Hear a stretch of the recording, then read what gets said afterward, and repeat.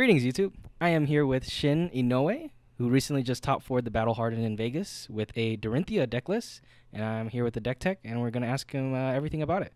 So first up, what is the general idea for this deck? The general idea is definitely trying to use the new card, on the Glistening. That is a very demanding card from the opponent where it really makes them afraid of overblocking or underblocking because it's very punishing if you underblock. So sometimes it commits a whole hand, but then you could go around with Twinning Blade and you still have your normal pumps that you have on top with the stroke and the up for bloods to go over if needed. Um, so the main idea is still mainly about the Dawnblade, but I do have stuff on the sideboard like the CNC, just in case that if they overblock, I could still come in with a follow-up. All right, and the first question would be, how good is Glistening, Run Through, and Blade Flash? What cards do they come in for from, say, the old version of Dawnblade? And why do you think it's contributed to the success of this deck? So I don't remember exactly what I took out for them, but I definitely took out some more of like I took out one yellow Warriors Valor that I would have liked to run. I took out some other non-attack that buffs like Dauntlesses or Plow Throughs. So that took space for that. For the blues, I think there was maybe um, blue Dauntlesses that I took out for it as well, or blue Overpowers. The Blade Flash being a 2 block is kind of sad, but just the threat of giving it Gogan, a naked Downblade Gogan, without the use of Glint is very big. Same with Run Through. That's why that card is very good. I can't wait for hopefully there'll be a red version of it. That'll be very good. So once the red version comes out, I'll probably add that in, probably replace the yellow, and maybe replace the blue Blade Flash with a blue Run Through when it comes out as well. Well, that's if it comes out, right? If it comes, I'm hoping. I want a foil Glistening, so I'm hoping it comes on a different set. A foil Glistening would be really nice, or a cold foil one, right? Oh, yes, cold foil. Everything's all cold foil now, so. Yeah, all the illusionist cards are cold foil, but never anyone else. So all right, Bias. so for this deck tech, all of these 15 cards here are 3-ofs, so that'll be 45. Wait, I think am I counting right? So. 1, 2, 3. Yep, 45, and then we have 1, 2, 3, 4, 5, 6, 7 cards. So that'll be 52, and you have I assume 8 cards to bring in based on the matchup. I try to go to 60. Sometimes I can't. I sometimes hover up to like 62 cards, depending on the matchup. Yes. All right, makes sense. And then for these bottom 7 cards, no, yeah, 7 or 6 cards. Yeah, these are bottom 6 cards. Why are these just 1 or 2-ofs? So the Iron Song, I only brought 2 of because sometimes no one blocks, so you don't need 3. You just need mostly 2. Route is definitely one for a game ender. Same with Overpower, and then the 2 shunts, always good to have. And then one's a sideboard because sometimes I replace it with my blue pummel, and I'm going very aggressive with the CNCs that I also sideboard. All right, so let's go into the matchups. Well, Starvo and Chain will no longer be here for future matchups. So let's start with Briar. How do you feel with this deck into Briar, and what would you bring in? For Briar, I'm definitely going to be on an aggressive package. So with the aggressive package, I'll be bringing in the Razor Reflexes for more pumps if they do ever decide to block.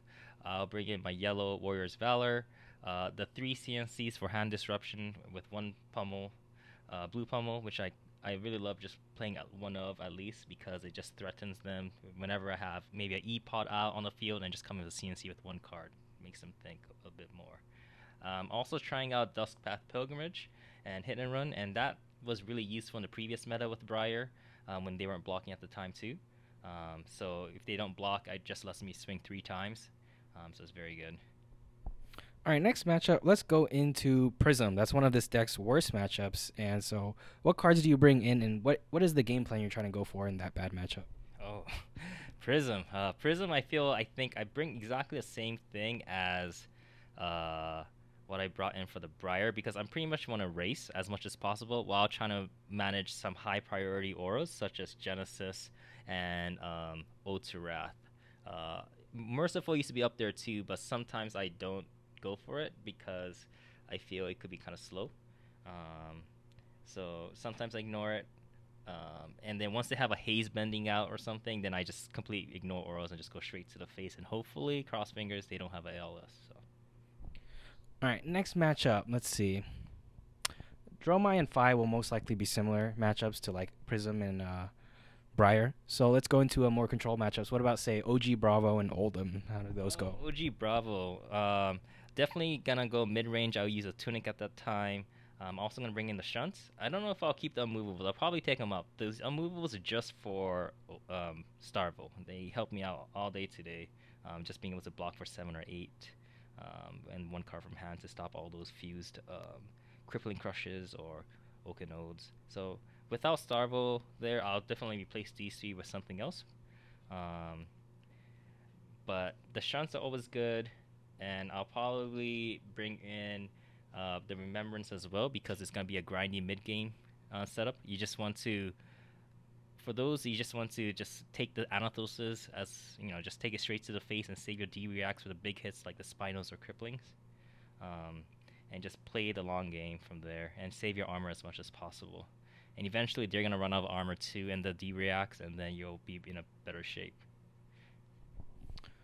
Are there any other heroes? That's basically it. There's like control, there's aggro, there's Prism. Like matchups like Lexi or Katsu.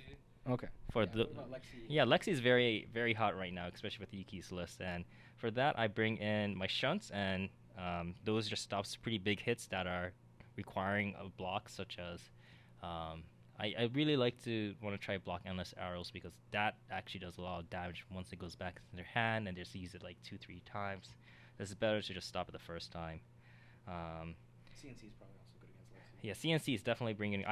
This list actually I took out the nourishing emptiness, so I just felt it was running one of it for a while, but then I also wanted to bring CNCs because I felt CNCs are better hand disruptions. So I just took it out and just put CNCs on the sideboard that I bring in most of the time. I just don't use it for the ones that use Crown like Oldham and Starvo most of the time. But I might probably use some new cards from Uprising like Erase Face too, which might be pretty good against every single hero except for against Dory. So Yeah, that makes sense. Okay, and let's see. What up next? I was gonna ask certain cards you didn't include, like Nourishing, but you already talked about that. yeah. Let's talk about.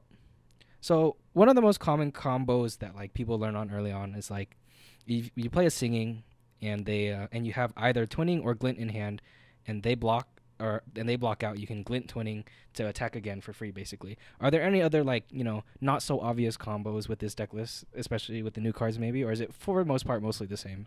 It's mostly the same. It's definitely with the glistening that gives it natural go again. Is very great with the twinning blades and the singing to fetch your twinning blades.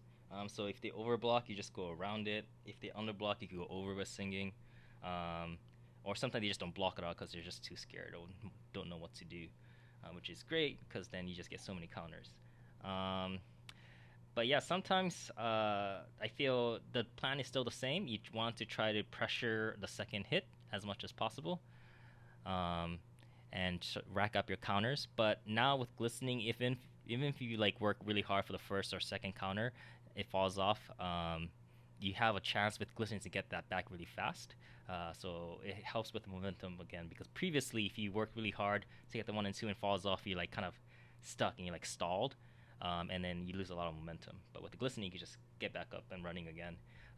One combo I love to do is when I ever go over by 1 with singing, because they perfect block somehow, with like going up by 3, I pump it up to 3, get a singing, and I just get something like Twinning Blade if it already has go again. So if they have a defense react, I don't know, sometimes they won't blow the defense react because it's only coming over for 1.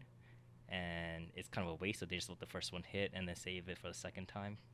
But that's one of the few tricks of just using a twinning blade with like a natural go again when it's going over by 1 instead of getting like a pump instead. All right, let me think if there's any other questions. Oh, one thing is a lot of people might ask why I don't have more Iron Song determinations, because it seems really really good with the glistenings to give it dominate. It is good, but I think it's Dory does best when you allow the opponents to block and you go over by one. You just don't want to go over by one to get the first hit and then hit again the second time. So it's better that they, use up their hand. Determination forces them to get dominate, so it's only one card. So sometimes it's kind of good with Warrior's Valor, but it's alright, I think. Especially when the new meta comes around and there's more D-reacts, I don't think it's as good. But for a finisher card, I think I usually just pitch it away and save it till the end when there's no more armor or defense reactions left. So just keep one of. Makes sense. And then I just noticed also, I feel like back then, before the Blade Flash and Run Through, you probably had 3 red hit and runs, right? Oh, yes. That was probably like the weakest go again in the deck, and that probably got cut for those go again. Yep, that's true. All right, let's go through equipment. Let's go. Okay. You can just put it on top, like just the main 4. Sure.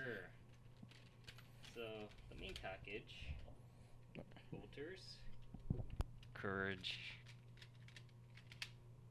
bracers, skull cap. Always, that's the normal one. This is the aggressive package.